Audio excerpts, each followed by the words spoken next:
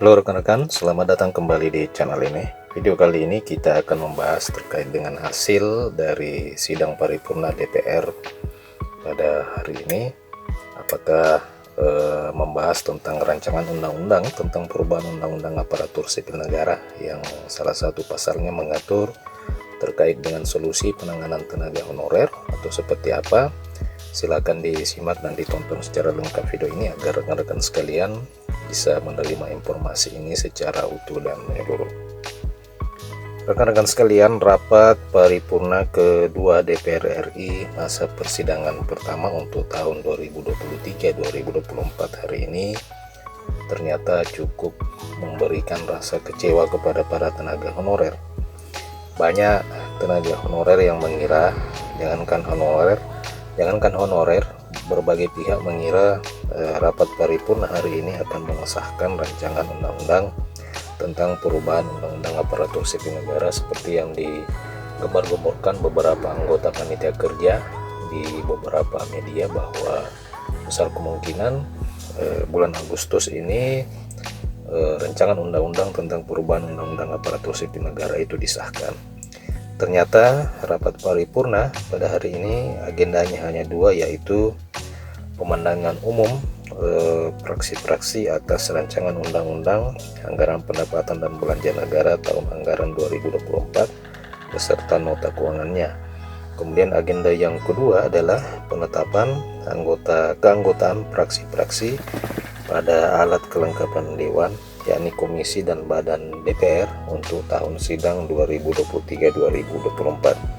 Salah satu ketua forum honorer K2 tenaga teknis administrasi ini mempertanyakan terkait dengan jadwal pengesahan rancangan undang-undang tentang perubahan undang-undang aparatur sipil negara, karena berdasarkan beberapa pernyataan dari anggota komisi yang menangani persoalan tenaga honorer ini, minggu ke-3 Agustus katanya rancangan undang-undang ini akan disahkan.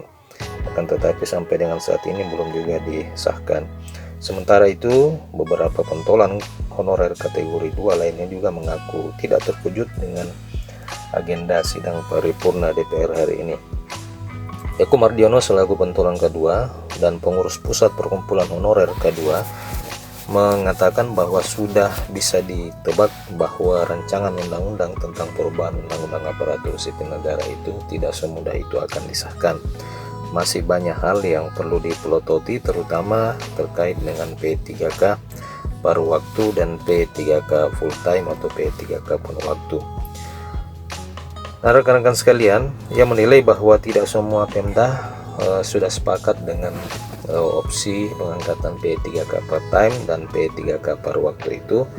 Jika misalnya 2,3 juta honorer ini sebagian besar dialihkan ke P3K paruh waktu, apakah pemerintah daerah sudah siap untuk menangani persoalan itu? Ia menilai bahwa rancangan undang-undang aparatur sipil negara ini lebih banyak ke unsur politik sehingga tidak akan mungkin dituntaskan secepatnya.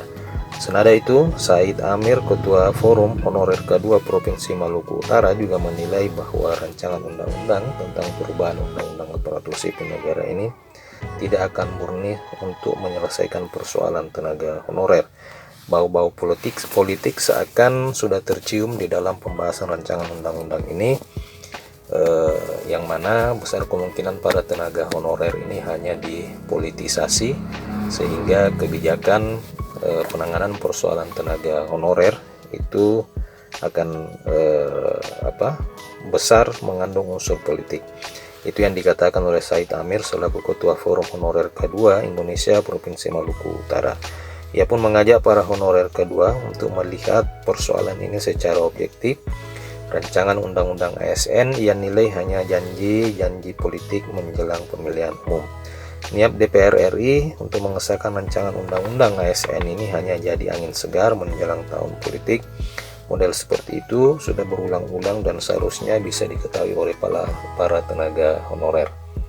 Nah, rekan-rekan sekalian, bagaimana tanggapan rekan-rekan terkait dengan pernyataan dan fakta dari DPR RI yang belum mengagendakan sidang pengesahan rancangan undang-undang ASN? Silakan kirim komentar rekan-rekan di kolom komentar video ini.